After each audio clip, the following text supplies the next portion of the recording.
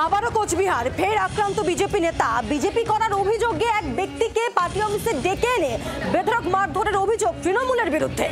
উদয়নের জেলায় কি বিরোধী রাজনীতির জায়গা নেই? কোনো প্রশ্ন উঠছে। কখনো বিরোধী দলনেতা, কখনো প্রাক্তন কেন্দ্রীয় মন্ত্রীর কনভয়ে হামলার অভিযোগ। এবার কোচবিহারে শাসকের নিশানায় আরও এক বিজেপি নেতা।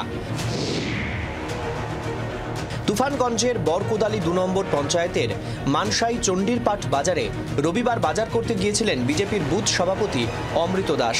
সে সময় তাকে তৃণমূল পার্টি অফিসে তুলে নিয়ে গিয়ে লাইট বন্ধ করে বাঁশ লোহার রড দিয়ে বেধড়ক মারধর করা হয় বলে অমৃতের অভিযোগ। ঘটনায় গুরুতর জখম হন বিজেপির বুথ সভাপতি। স্থানীয়রা দেখতে পেয়ে তড়িঘড়ি তাকে তুফানগঞ্জ মহকুমা হাসপাতালে ভর্তি করেন। মারধরের ঘটনায় থানায় অভিযোগ দায়ের হয়েছে। আমি বিজেপি করি বলে আমাকে টিএমসির হারমাত্রা বাজারে এসেছিলাম, ট্রেনে নিয়ে গিয়ে পার্টি অফিসে ঢুকিয়ে তালা বন্ধ করে আমাকে মারধর করে বের করে দিয়ে বলে, বেরিয়ে গিয়ে যদি কাউকে বলিস তোদের বাড়িঘর জ্বালিয়ে দেবো, তোদের ফ্যামিলিতে যত লোক আছে সবাইকে খুন করে ফেলবো। আমাকে বাঁশের লাঠি দিয়ে, এত বড় লাঠি দিয়ে মারধর করে। দিন কয়েক আগেই হামলার মুখে পড়েছিলেন প্রাক্তন কেন্দ্রীয় স্বরাষ্ট্র প্রতিমন্ত্রী নিশীথ প্রামাণিক। পুরনো একটি মামলায় দিনহাটা মহকুমা আদালতে হাজিরা দিতে গিয়ে বিক্ষোভের মুখে পড়েন।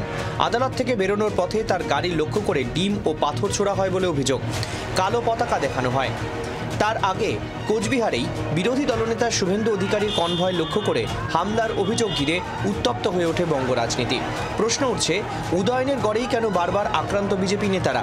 কোচবিহারে কি বিরোধী রাজনীতি নিষেধ? দেবজ্যোতি কাহালের রিপোর্ট, জি24 ঘন্টা। বাংলার আওয়াজ, বাঙালির আবেগ, জি24 ঘন্টা।